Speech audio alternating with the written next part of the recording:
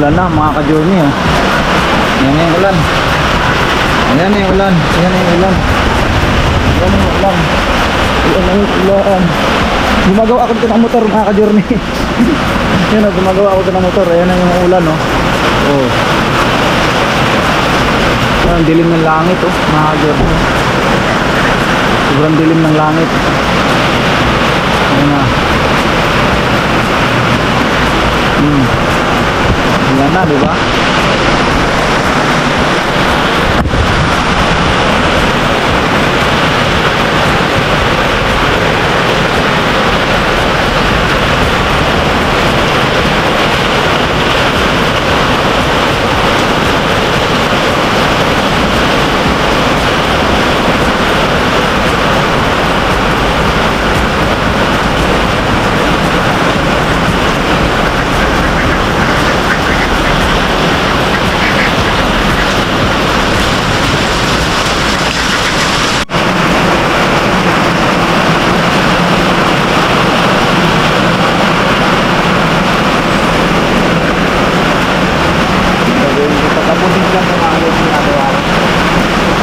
Loko na naman yung ako ilaw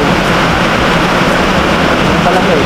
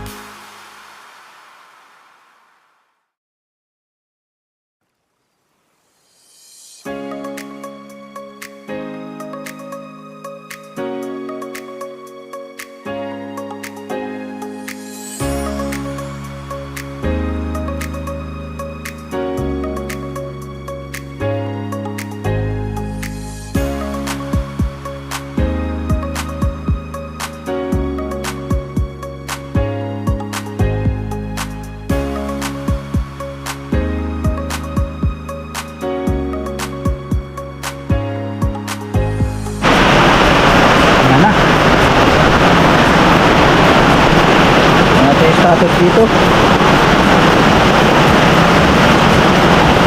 Ano po oh. Maliwanag pa yan mga ka-journey, pero ayan na, ayan yung ulan, nagsimula na.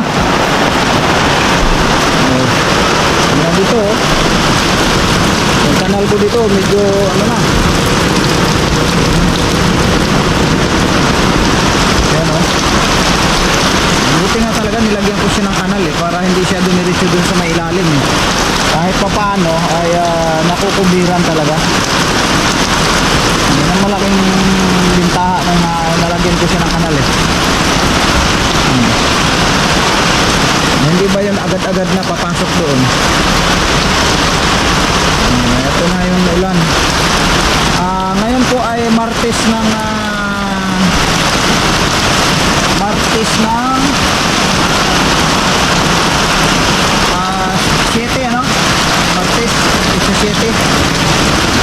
So Martes pa lang. Ito na nga yung sinabi, Martes uulan. Ito na yun mga ka-journey. Dahan-dahan na ito makadulas oh.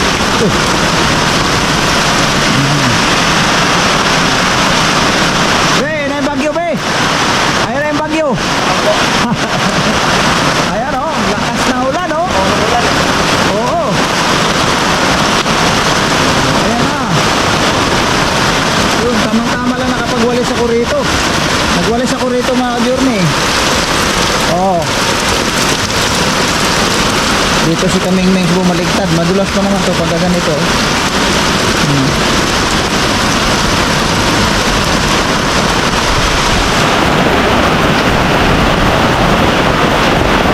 ulan oh. Ano?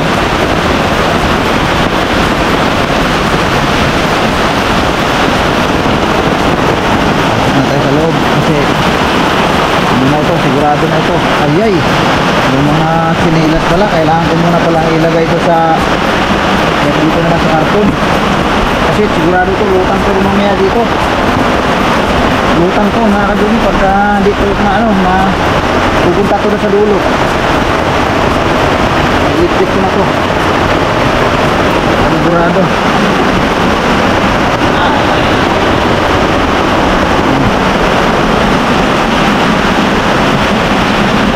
Alam mo na siguro sa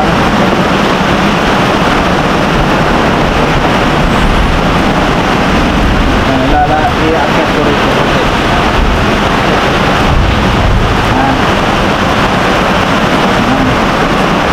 Ito dapat ko matabunan ko ng ano,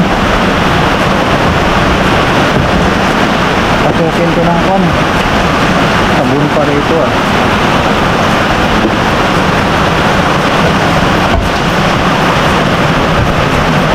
Plywood dito. Ito, nasimento na namin dito ni Carman, no? So, kahit pa paano, ay ano na dito, may nasimento na. So, dudugtungan ko pa to. Ang problema ko lang, itong simento rito pala, baka mabasa to rito. Kailangan to matrabaho na to sunod araw. Ito lang mga bukan.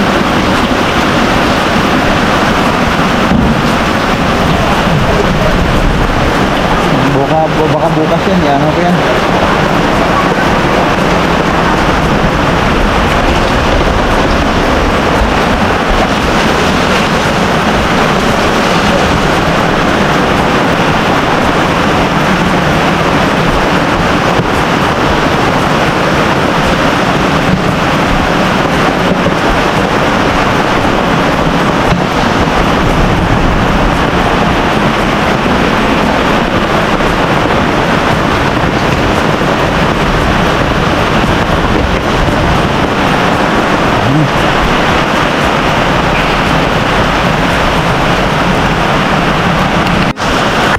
Bukas mga ka-journey, yung meron ako doong mga floor mat na ganito, yung floor mat kong luma, pansamantala itong siyang ilalagay dyan, ipapako ko dun hanggang dun yun.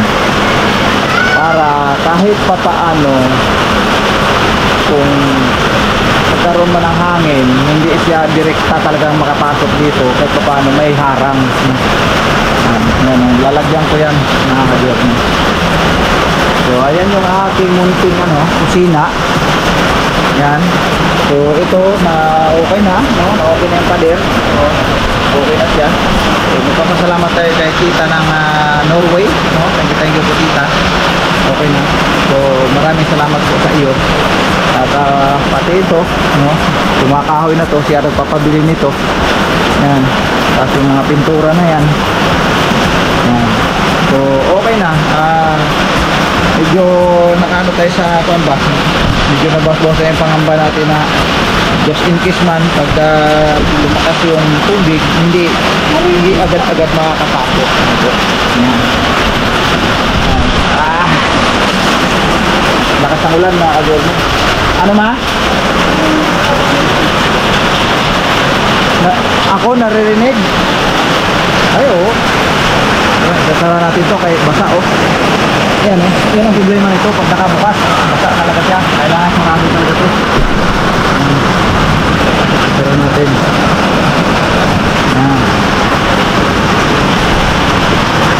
ito na lang oh, kunti na lang naman wala nang masyadong problema dahil ito naka double wall na lahat. So next ay pintura na lang, tapos ito babarnisan to. Ngayon ang gagawin ko as yung pagbabarnisin ko nito mga ka-journey, kasi ayaw ko na magbarnis yan. Ano ako, tagala ako pagbaba ko rito na bigla akong bumagsak dahil hindi ko kinaya yung amoy mga ka-journey. Kaya ngayon pagka magbabarnis tayo dyan, si Yes, yun na ang ating pagagawin. Yan, so dito tayo magtatambay sa loob. Uy, masarap magtambay dito. Yay! Ang sarap tambay. Yay! Uy, ay sino yan? Nag-uuu dyan, nag-uuu. Wiwi yan, wiwi, wiwi. Wiwi. Yan, oh, may wiwian kasi kami dyan mga journey. Ayan ay galing sa Australia. Yung portable, ano ba tawag dito? Portable portalet. Portable portalet po yan, galing Australia po yan. Galing kay tita ng Australia. Shout out po kay tita. Si tita Charmaine ay nasa Australia po ngayon. So sa kanya nang galing yan, binigay niya sa amin. So yun pala yung kaukulan kung bakit nandito sa amin yan. Yan pala napakalaking tulong. Halimbawa ngayon, katulad niyan, maulan. Hindi tayo makapunta sa CR. Kasi wala naman tayong CR dito na malapit. Nandun po sa medyo malayo. Dahil kung bakit hindi na kami nagpagawa ng CR, dahil yun ay malalim na pagkagawa yun. At saka okay naman na yun, wala namang problema. Medyo malayo nga lang. So malaking tulong pala yung portalit na yan na nandito sa amin. Kasi yan, safe po yan, napaka-safe po yan. Kasi pag isarado na yung ano niya, may saraduhan po yan, walang nakakalabas na amoy. At saka lagi naman po yan siya nililinis, nilalagyan ng sunrox araw-araw, sabon, powder, hinalo namin sa tubig kasi may tubig, may ano po yan, mayroon din pong ano yan, bumba. Halimbawa katapos ng umihi, ipapump mo lang ng ganyan, mahuhugasan yung pinaka-bowl. Yan ang kinaganda dyan, kurtid yan eh. So yun mga ka-journey, kahit maulan man, safe kami, pwede kaming mag-ihi-ihi dyan. Kahit dumumi, pwede ka dyan. Kung gusto mo talaga, kung talagang kinakailangan, pwede yan. Pero sa ano lang yan, sa ano lang talaga pag naiihi mga bata. Minsan ako, dyan din ako pumupunta pag naiihi ako. Pero pinupwesto namin yan doon sa baba. Pag halimbawa, natutulog na, doon yung banda sa may tangkiro, no? Doon namin nilagay yan. So bababa na lang mga bata pag umiihi sila. Yan. So yun ang aming bahay. Ito may malaking ano dito, salamin na binigay nila ni Kuya Mando kasi hindi na nagagamit ito. Dalawa daw to, may di ba ma? Nandun sa bahay niya. Oh, nandoon sa lumang bahay nila naiwan yung isa. Ito yung dadala nila. Tapos hindi naman nila ginamit. Ngayon, pinagamit na lang sa amin. Yan. Yan, wall mirror. Yan, wall mirror. Ayan. So ito yung aming munting bahay mga ka-journey. Nakita mo? Medyo kahit paano naayos-ayos na ng bahagya. Yung dito pala, no? Yung yung hangiran. Andiyan na po. Nakabili na po ako ng tubular. Tubular ang ginawa ko kasi yung dulo kasi noon, pagka hinati-hati yun, tapos ibuka. Pag nabuka, dito i-screw. Yung tubular kasi yun eh. Yung bawat kanto nun, pag ibinuka yun, magkakaganon ang forma nun. May ganon. So dyan sa ilalapat. Yan. Ayun. So, sunod na mga araw na. O kahit bukas siguro pag hindi busy si Carman. Paano ko yun. So yun po mga ka-journey. Tapos pinturahan. Hindi ko na siguro palagyan ng pintuan. Kasi pag pinalagyan pa ng pinto ito mga ka-journey, sobrang bigat na talaga. Sobrang bigat na. Okay na tong ganito. Ngayon ang gagawin na lang dito, sabi ni Ate Mengs, at saka sabi ng anak ng panganay, pag nilagyan mo na lang ng yan pa, kurtina. Kurtinahan na lang para pagka lipat-lipat na si isud-usud o anumang gagawin ay madali lang siya. Kasi paglagyan pa ng pintuan to, sobrang bigat na po. Yan. So maraming salamat kay Tita ng Norway uli, no? Kasi si Tita ng Norway ang nagpapagawa nito. Sa kanya po to, project niya to. Sabi niya, gawin mo, ipagawa mo yan, Kuya para maayos mo yung ano dyan, mga gamit nga.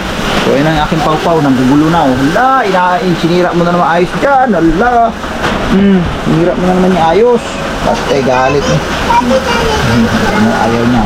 Kasi naglalaro siya. Wala tayong magagawa ngayon yan. Ayan mo siya dyan. So ito, pati itong sahig, no? Itong sahig, kahit Tita ng Norway din ito, mga ka-journey, sa kanya din to. Ano din niya ito, no? Pinapagawa niya. Tapos itong wall na iba, yung dito sa loob, ito galing naman ito kay Tita Ganda ng Paris, no? Yan, sa kanya nang galing po yan.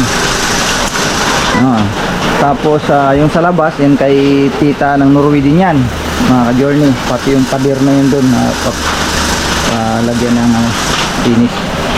So yun, dito lang kami sa loob ng bahay, maulan. Wala kaming ginagawa kundi ang aking mama. Unsa may atong kuan dia? Uy, isarado na ni kay basig mo sa musod ng uwan.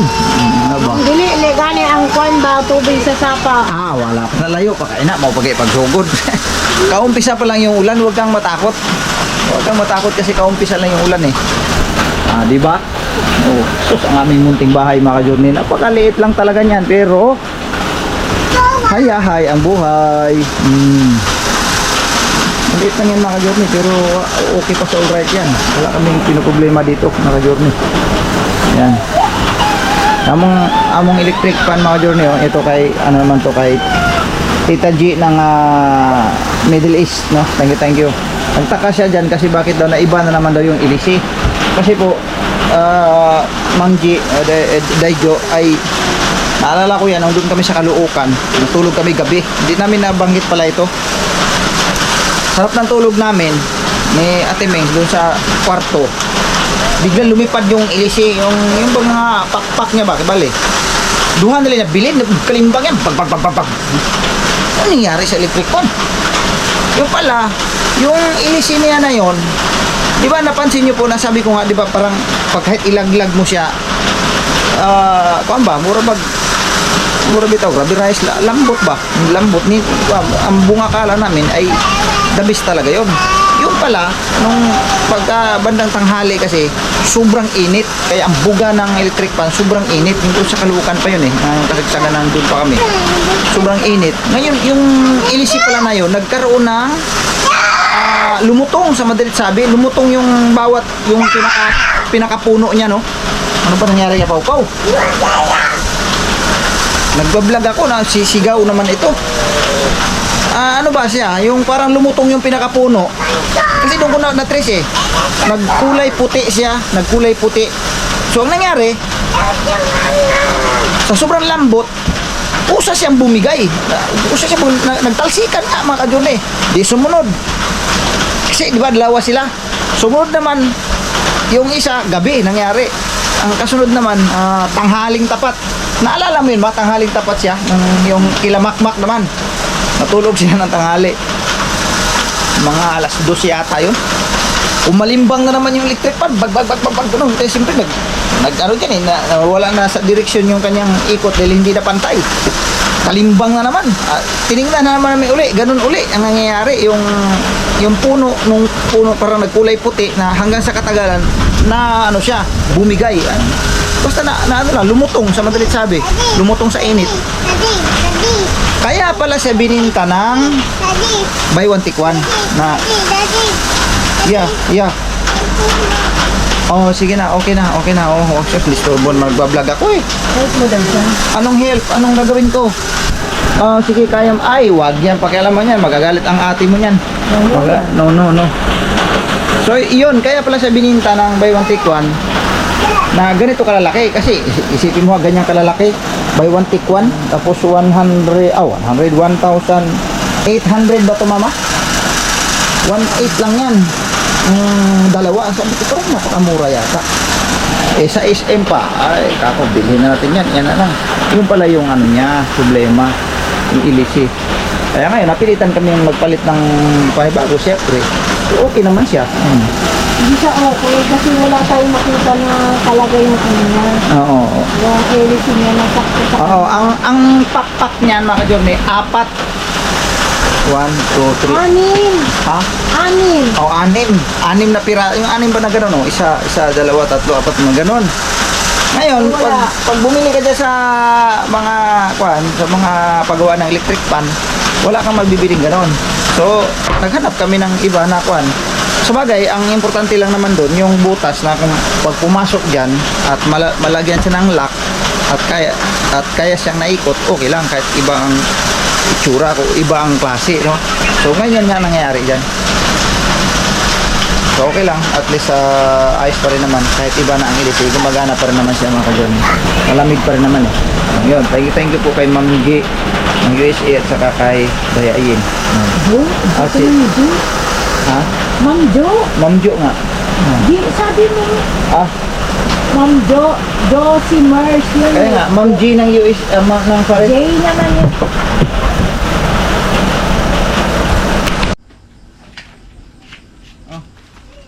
Ayos mo tong paano yan. Ayos mo yan. Napansin ako dito. Ang tubig oh. Naiksing ulan pa lang yan. Ang tubig na agad dito na ipon. Wala kasi yan talaga siyang ano. Walang matatakbuhan ng tubig na yan. Napansin ako dito mga ka-journey. Nagtapon ako ng basura. Ay yung saging oh. Ito yung saging na naku, nadama yung isa. Iyan ang masaklap. Yung talagang pinakamahirap sa saging na ganitong klaseng saging kasi sobrang bilis niya mga ka-journey, sobrang bilis niyang mabali. Ano ang puno, sobrang lambot. Ang mga dahon niya sobrang dami. Di siyempre pag mabasa, mabigat. Ngayon, ito yung sinabi ko nung nakaraan lang. Sabi ko, delikado tong saging na to pag baka mamaya mabali nga. So nabali na nga. Ang masaklap, nadama yung kaano lang to eh. Yung halos kaumpisa lang ito yung isa eh. Hindi pa to matanda ang saging na to, yung isa na to eh. Nadamay mga ka-journey. Saan yung laman nito? Yun oh. Ay yung isa, okay na. Medyo matanda na yung saging. Pero yung isa hindi pa. Ito yung ano eh, bata pa yung isa nito eh. Nadamay. Saan ba yung saging na yun eh? Ayun oh, ito, nandito. Yan oh, luyat pa yan mga ka-journey oh. Nako, wala na, bali na eh. Ewan ko lang kung lalaki pa yan. Pero itong isa okay na to. Dapat pala to nakuha na to nung nakaraan pa. So bukas na siguro yan mga ka-journey kasi madulas dito eh. Ito yung aming compost pit eh. Tapunan namin ng basura yan eh, dyan. Tapos pagka maaraw pwede namin sunugin para hindi dadami.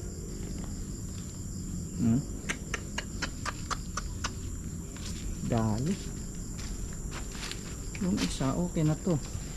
Ito okay na to. Medyo mapakinabangan na to kasi medyo malaki-laki mano na. Pero yung isa hindi pa.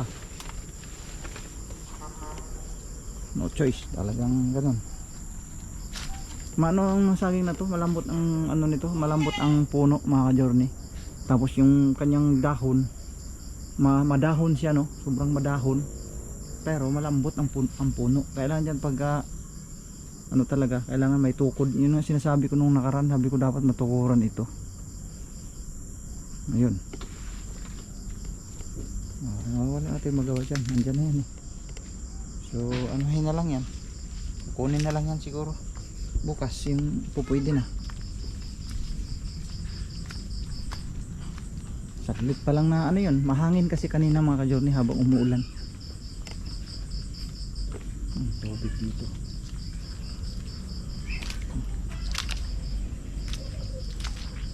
Pero okay lang, buti na lang talaga na pinturahan kagad kasi paano nakakaano talaga siya, naproteksyonan talaga mga ka-journey. Naglinis ako dito eh sa loob. Ito lang, punas lang ako ng punas lang pinapaan.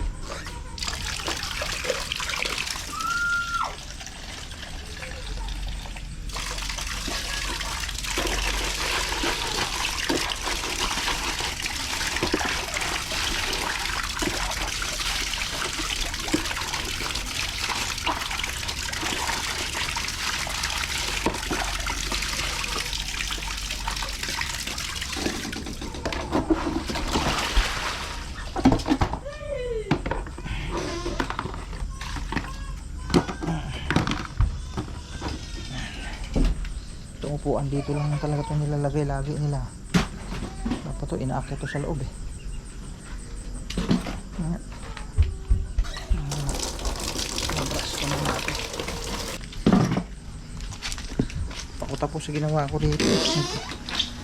Naglinis kasi ako dito mga kaduwang. Yung magawa eh. Ito wala akong ginagawa rin. Boring. Sobrang boring. Ang sarap mag... Kuan ba? Sabi siya pa, sarap mag kure-kure ba? Mga